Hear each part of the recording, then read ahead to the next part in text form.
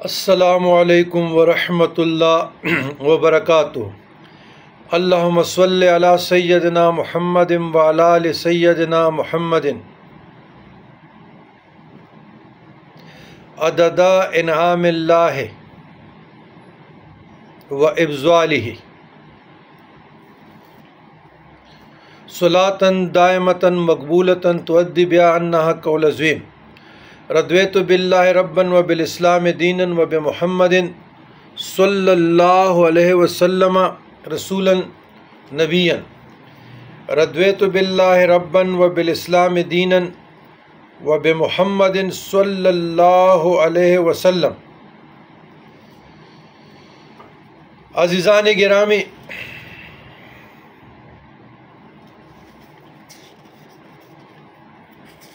جن لوگوں کی معاشرے میں عزت ختم ہو گئی ہو، عزیز اور اقربا نے منہ موڑ لیا ہو اور وہ یہ سمجھتا ہو کہ اب میں لوگوں کا مذاق بن رہا ہوں، لوگ میرے پیچھے باتیں کرتے ہیں، اپنوں میں اور غیروں میں میری کوئی عزت نہیں رہی، تو کاروبار بھی نہیں رہا، دولت بھی نہیں رہا، تو ان کے لیے ایک ایسا عمل بتا رہا ہوں کہ انشاءاللہ اللہ کے فضل و کرم سے عزت بھی بحال ہوگی اور ایسے بحال ہوگی کہ اسے سانبھا نہیں جائے گا۔ لیکن اس سے پہلے ویڈیو آخر تک دیکھیں۔ اللہ تبارک و تعالیٰ نے انسان کو پیدا کیا کسی مقصد کے لیے، وہ مقصد قرآن سے ثابت ہے۔ بسم اللہ الرحمن الرحیم، والجن والانس الا لیعبدون، اپنی عبادت کے لیے، اپنے کام کے لیے، اپنی یاد کے لیے۔ تو انسان الست بربکم میں جو عالم ارواح میں اس نے وعدہ کیا تھا تو نافرمانیوں میں چلا گیا، رستے کو بھول گیا اور عارضی زندگی میں مستغرق ہو گیا۔ تو اللہ تبارک و تعالیٰ فرماتے ہیں فَأَيْنَ تَذْهَبُونَ، میرے بندے کہاں جا رہے ہو؟ میں نے آپ کو کس لیے پیدا کیا تھا؟ ربنا ما خلقت ھذا باطلا سبحانک فقنا عذاب النار۔ یاد رکھیے، کائنات الہیہ میں اللہ نے کسی شے کو بھی بیکار پیدا نہیں کیا، اس کا کوئی مقصد ہے، اس کے پیچھے وجوہات ہیں، ریزنز ہیں۔ لیکن ساتھ یہ بتاتا چلوں کہ ہمارا ایم، ہمارا مقصد وہ تو عبادت،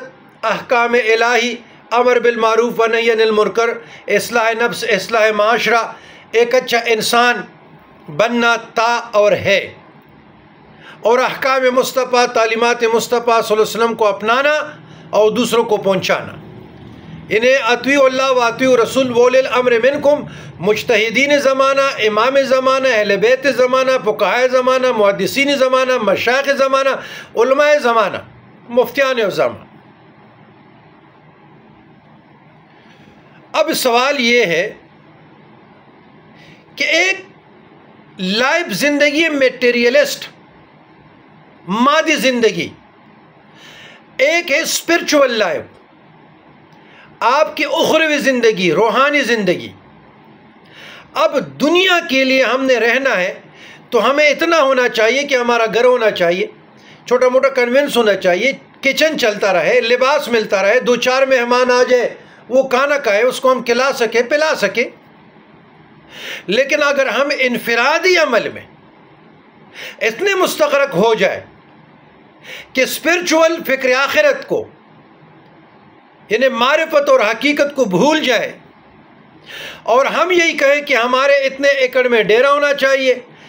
اور اتنی کوٹھیاں ہونی چاہیے، اتنا بینک بیلنس ہونے چاہیے، اور اپنے علاوہ کوئی نظر نہ آئے۔ ایک یہ بندہ ہے کہ ان سب کچھ ملنے کے باوجود اسپرچول ہوا، روحانی ہوا، اور وہ حقوق العباد کے لیے، انسانیت کے لیے متحرک ہوا کہ نہیں، انفرادی طور پر تو اللہ نے مجھے مالامال کیا، لیکن انسانیت کے لیے، حقوق العباد، اسپرچول، روحانیت کے لیے، فکر آخرت کے لیے، مخلوم کے لیے، معاشرے میں ظلم، ناانصافی، بھوک، پیاس، تنگدستی، مفلسی اور ضعیف لوگوں کے لیے، بے بس لوگوں کے لیے، بے سہارا لوگوں کے لیے بھی کچھ کرنا ہے، تو یہ اصل ایم ہمارا یہی ہونا چاہیے، اور یہی اصل لوگ ہیں۔ تو مذہب، میری مقصد یہ ہے کہ مذہب سے بالاتر ہو کر تمام مذاہب ہیومینٹی کا درس دیتا ہے، انسانیت کا، اور پھر اسلام تو بڑا پیارا دین ہے۔ ان الدین عند اللہ الاسلام لا اکراہ فی الدین، اسلام سے خوبصورت دین کون ہو سکتا ہے؟ اور میرے آقا کریم صلی اللہ علیہ وسلم سے اللہ کے بعد خوبصورت کون ہو سکتا ہے؟ جس نے حقوق العباد کے لیے، جس نے اس اجڑے ہوئے معاشرے کو آباد کرنے کے لیے کتنی مشکلات اور تکالیفیں برداشت کی۔ آج بھی میں ویڈیو دیکھ رہا تھا، طائف کے حضرت عبداللہ بن عباس رضی اللہ تعالیٰ عنہ کے مزار پہ حاضرین تھے، یہ انڈونیشیا اور ملیشیا اور اس قسم کے اور لوگ، تو مجھے طائف کی وہ سختیاں، حضور پر صلی اللہ علیہ وسلم پر وہ جو پتھر برس رہے تھے، وہ جو پاؤں اس کے کناوے خون سے بھر گئے تھے، جبرائیل کی آمد ہوئی کہ یا رسول اللہ، آپ کا رب کا فرمان ہے کہ آپ حکم کیجیے گا میں ان لوگوں کو الٹ پلٹ کر لوں۔ پھر بھی آقا کریم صلی اللہ علیہ وسلم نے کہا، نا جبرائیل،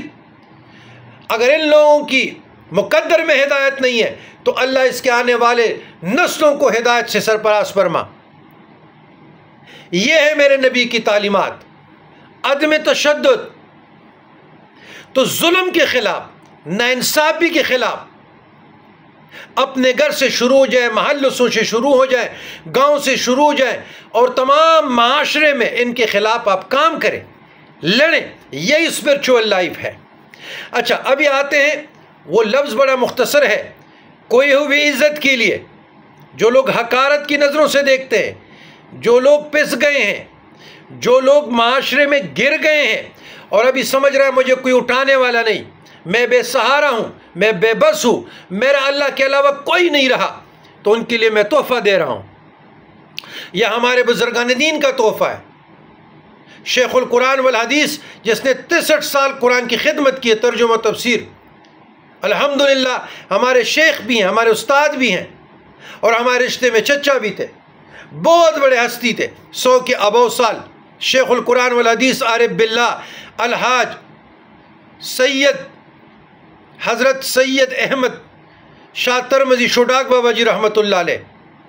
اللہ اس کے قبر پہ کروڑوں رحمتوں کا نزول فرمائے، متبع شریعت، عارف باللہ،